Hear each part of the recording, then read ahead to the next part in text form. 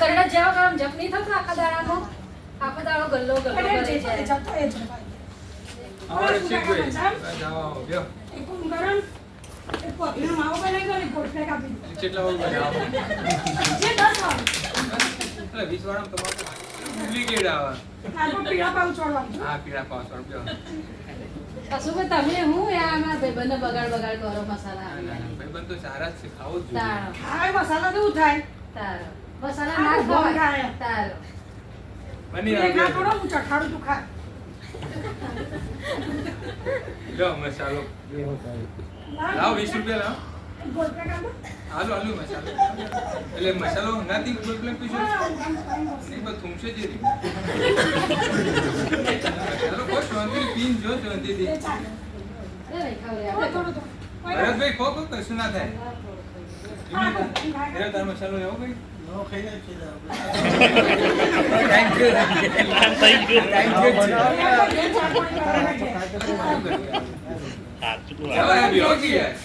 You બ્યો રસીદ ઘેર તો ભાભી યાદ કરતી હતી ચા પાણી ગોલ્ડ કરાવી પ્લેટ નહીં લેવી પૈસા લે ના ના બસ તમે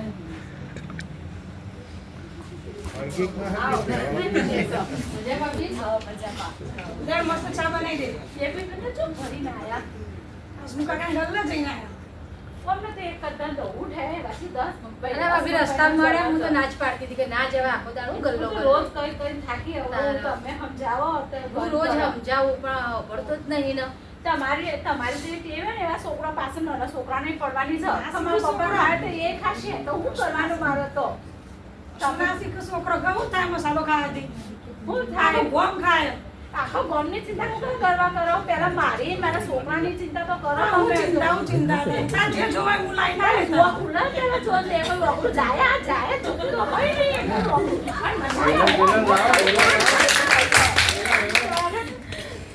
ભલે મોઢું ના ખુલત પડે રસી ગો સાચું કહું તો મોઢું નહીં ખુલતું તું એ નહીં ને મને યાર ચોધી પડી એ મત આ ઘોડા તો હું રોજ કહું કે તું મસાલા ઓછા ખા ના હસમુખ કાકા એવું કહેતા હતા ઈવન ભાઈબંધો જેટલાય કોઈને કેન્સર નહીં થયું અને જે નતું ખાતું ને એને કેન્સર થયું હા એ વાત સાચી પણ જેના જેટલા કેન્સર થયું એ તો દર્દીઓ તું જો કે એ પરિસ્થિતિ તારે જ્યારે આવશે તારે એ પરિસ્થિતિ તારે આ શું કેન્સર થાય? આ તો ચોધી પડી પેલા ડોક્ટરને દવા લઈ મટી જાય રોજ કંટાળ્યા ભૂજ કે કરે હો બોલો તારા છોકરું તારું જોજે આ ચેવું ને ચકરું છોકરું શું નહીં છોકરું? એ છોકરું એમને તું અત્યારે ખાય એટલે પછી એ શીખક ના શીખ એ પછી ઓમ કરશે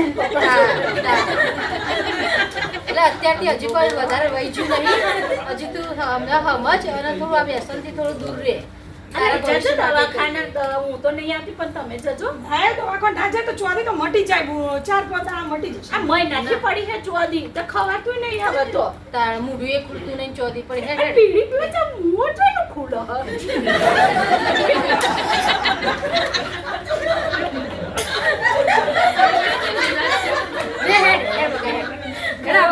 ડોક્ટર છે એ સરસ સમજાવશે તને બરોબર ચોથી આગળ તો જોઈએ અંગા વરસાદે ધીમે જો એટલે તમારી પીઠ પાછળ મેં થોડી વાતો કરી દીધું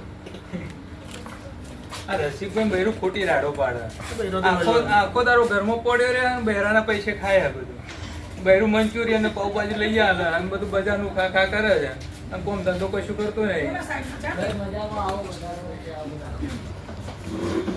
કેમ આવું પડ્યું આ બૈરું બોલ કરા ચોધી પડી એ કે ડોક્ટરને બતાવો હવે એ તો ચોધી તો પેલા મેડિકલમાં એક ગોળી લાવું તો મટી જાય બસ. મહિનાથી ખાતા નહીં તો મોય નહીં ખુલતું વ્યસન કરો માવ ખાવું માવો કેટલા માવા જોવા આખા દિવસમાં 8-10 ખાઈ જો પછી બીજું કોઈ વ્યસન જોડે સિગરેટ પીવા સિગરેટ પીવાની મસાલો ખાવાનો પછી બીજું બસ એટલું જ કોક દાડો પીતા હશે ને પાછા ફરવા એ તો જવા ચોક કોક દાળ અરે ભાઈ બંધ ભાઈ જોડે બંધ જાય પાર્ટી કરીએ એટલે પીએ. ભાઈ બંધ જોડે તો માઉન્ટ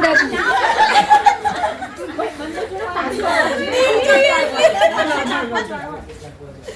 કેટલા સમયથી ચાંદી પડી હતી મહિનાથી પડી મહિનેથી ચાંદી પડી તમને ખબર છે કે ચાંદી પડી હોય સતત 2-3 અઠવાડિયાથી તો એ કેન્સરની ચાંદી હોય છે કે બીજી કોઈ ચાંદી હોય છે ના ના એ તો પહેલા મીઠું તો આવતું સાહેબ પહેલા આવતું પણ મટી જતું ને મટી જતું હમણાંથી ખરું. મટી નહીં બધું ખુલે છે ખરું ના એક વાગરું નહીં જતું પણ મસાલો જાતો હશે થોડો એટલે ચાલે છે મસાલો ખાવા માટે લગી તો હોવી પડે. હવે તો મસાલો એમ જલ્દી પહેલા આમ ફટ લઈને જતો રહે, નહીં જતો અમુક તો મસાલો ખાવાનું બંધ થઈ જશે એટલે દવાની યાદ આવશે. ત્યાં સુધી તો યાદ નહીં આવે કે દવા કરાવી. હા, પછી તો બૈરું કું ને છોકરું કું કોઈને યાદ જ નહીં કરે. અરે તને હું તકલીફ હોય તો હું છે ને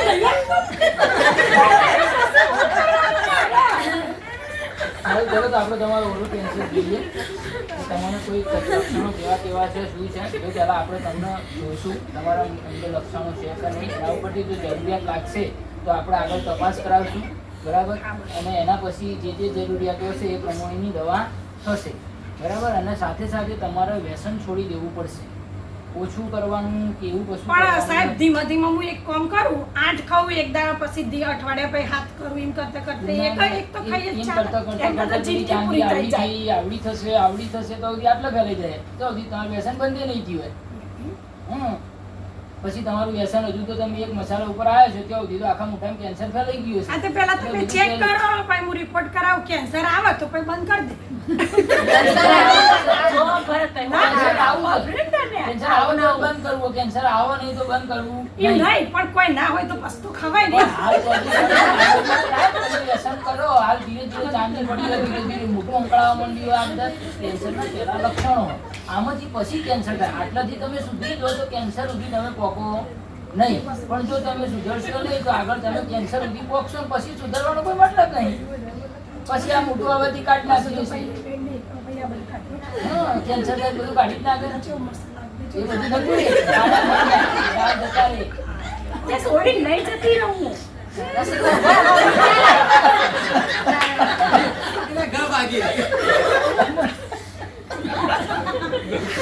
છોકરાનો અવિચાર પેલા સાહેબ ચેક તો કરું. ચલો બધું બોલો જો આ કરો જો આ ચાંદી પડી છે પછી ઓઠના પાગામ આંગળી નાખો તો દુખી જાય છે, બે જામી જાય. ઓઠના પાગામ કરો છો, હા ત્યાં ચાંદીઓ પડી છે, આ બિલકુલ મોટું ખૂટતું નથી.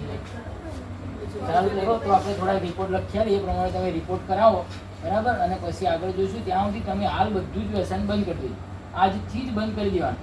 નકર પછી કોઈ તારીખ નક્કી કરી 2-3 દિવસ પછી 4 દિવસ પણ બધું સરળ નહીં, સાહેબ આપણે સિગરેટ પીવાથી તો ના થાય. સિગરેટ પીવાથી થાય, એથી ચોથી ચોપન ગળાનું કેન્સર થાય, ફેફસાનું કેન્સર થાય, અને નિકોટિન એટલે બધું બંધ કરી દેવાનું. બધું જ વ્યસન તમારે બંધ કરી દેવાનું. તમારે વ્યસન બંધ કરવાનું. ઈચ્છા હોય એવી. કાઠું પડે સાહેબ, આપણે કાઠું પડે. તમે તમે નાખી પણ તમે જેનાથી તમારો વ્યસન થાય છે એક બધા આસ્તીન ટકા આવે કે બંધ થઈ એ જાય. વસ્તુ આપણે બંધ કરાવી દઈએ. એનું ચાલવાનું શરૂ કરાવી દઈએ. આખું દાડો એ આસુભાઈ ગલ્લો ચાલુ ને બધા બેઠા. રસિકોમાં મસાલો ખા, ડોક્ટર તો ગપ્પો મારે એ જ મટી જાય બધી. પછી એને આપણે બંધ કરાવી દઈએ અને તમે આ બંધ બધું મોટો બંધ કરાવો. આ કરીએ સાહેબ.